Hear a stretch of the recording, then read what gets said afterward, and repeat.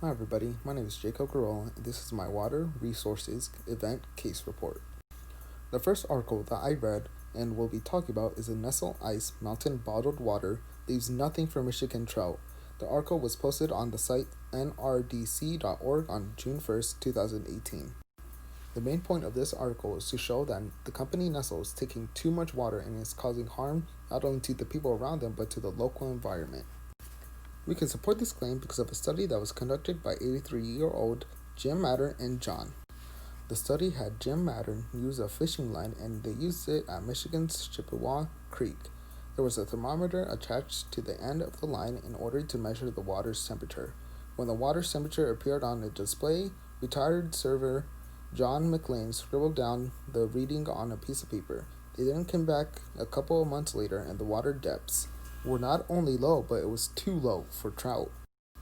Second supporting point is that they are taking too much from one area. In Osceola Township, where Mattern conducted his tests, there isn't a mountain, ice, or anything else that can provide water in sight. But Nestle has been drawing hundreds of gallons from the ground for its Ice Mountain brand every minute for more than 15 years. Recently, the State Department of Environmental Quality (DEQ) approved Nestle's request to increase the withdrawal from 250 to 400 gallons per minute from this one area. I don't know about you, but 400 gallons per minute seems like it's a lot. And the last supporting piece is that Nestle is trying to take even more now, even after backlash. They are trying to take more than 400 gallons and are fighting to court to take it up to 600 gallons per minute. That's insanely high from one area. People are mad at this, and Nestle knows, but they are continuing to try and take more in order to get more money faster. One example is that in 2001, Nestle fought to take more. They were denied this time. They then tried again years later, and they were accepted. People are fighting this every single time because people know they are taking too much, and Nestle knows they are fighting. This is why they are hiring lawyers and keep on constantly trying to fight with the government. For summary, I'm going to be answering these questions. Does the article pass the CRAP test? The article was written around 2 years ago, in 2018, so it's not the newest article. The accuracy of the article was very reliable. All the information came from scientists, and people gave out all the necessary information. The relevance 100% fit my needs and what I was looking for, and the article title was very gripping. The purpose of this article was to show how much Nestle is taking and the outcomes that are happening from what Nestle is taking and the harms coming from it. The author did graduate with a science journalism degree, and she also written multiple science articles, so I can say that this can pass the CRAP test. My thoughts: very informative and very insightful. That's what I thought of this article. It showed me how much these companies are taking from one person, how much they are not listening to the people who are affected by it, and how people are still fighting for this water and how important it is to them, and how it shows how important it is to the ecosystem, as since they are taking it, it's also causing fish to die now. One principle of ecology I thought it had was that there was no such thing as a free lunch. These companies are taking a lot of water, more than the earth can return. It is making the water depth shorter and killing off local animals, seeing how they think they could just take it and with no consequences, but there are consequences, which is causing people to get hurt and animals to die. One solution I have is that we can fight back with boycotting to show Nestle that we do not want them to be doing this. And one question I have is, will the trout population ever return? Will it ever return back to its normal state? Will it help the local ecosystem if they do return? The next article I read was that we pump too much water out of the ground. This was written on the National Geographic website and was posted on October 2nd, 2019. The main point they are trying to point out is that we are pumping out too much groundwater and is harming the local environments. The article talks about how there is a slow desiccation of thousands of river water. We are already seeing results of this, as 15 and 21% of watersheds that experience groundwater extraction has slipped past a critical ecological threshold. The author says by 2050 the number could skyrocket to somewhere between 40 and 79%. Their next supporting piece is that hundreds of rivers will be harmed. In the article, they said that hundreds of rivers and streams around the world would become so water stressed that their flora and fauna would hit a danger point. This was quoted from Inge de Graaf, the lead author of the study and a hydrologist at the University of Freiburg. She claims that if we pump the groundwater now, we won't see the impact until like 10 years further or even longer.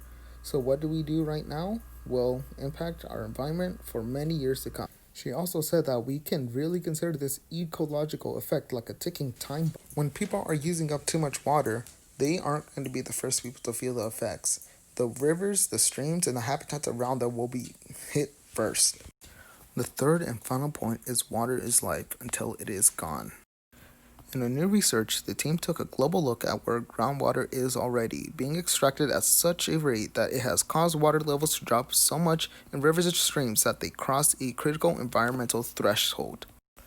When water levels drop to less than 90% of the average flow during the dry season, the time when groundwater matters the most to river flow, passing that threshold for more than 3 months of the year for at least 2 years in a row endangers the flora and fauna of freshwater systems, says Brian Richard, a water expert and scientist at Sustainable Waters.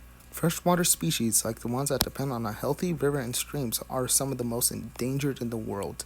This just shows that this extraction of groundwater is killing off many animals, causing them to be endangered.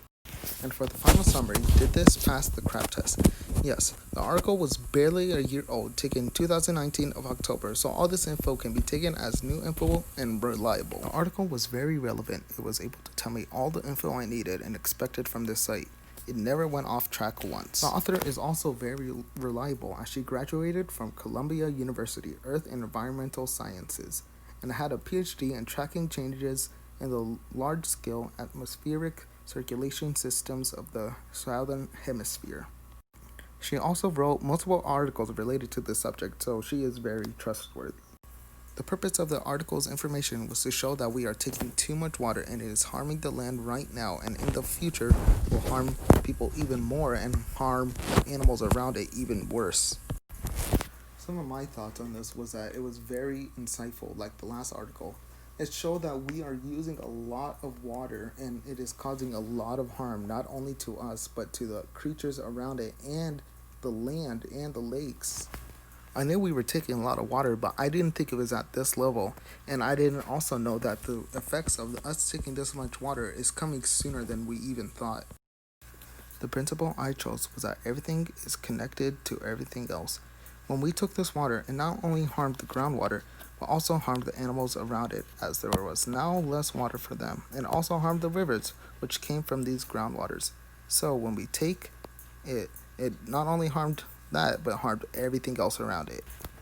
One question I have is, when will there be a time where we'll be able to fully recover from this? Will there ever be a time where we don't need to worry about taking too much and harming the planet in future? How soon can we get to that future? Will it only help us, or will it help the entire economy? Will it change the climate? Will it make more animals come back? This is one of my biggest questions I have when we return the water. Also, going with that thought, I was wondering on how are we going to stop this? What are we going to do to stop this? Are we currently making plans to stop us from taking so much groundwater that is causing all this harm? What are the effects of us stopping that? Will it cause people to lose jobs? Will everybody want to do this? Will some cities lose some water because we aren't taking it? Will our current politicians be supporting that we stop using this much groundwater, or will they just ignore us and go for what the companies are trying to get because that's what's making them the most money? One changes I would make from what I have learned is what alternative water sources do we have and what we can currently implement now so we can stop taking so much groundwater. Thank you so much for listening, and I hope you guys have a great summer.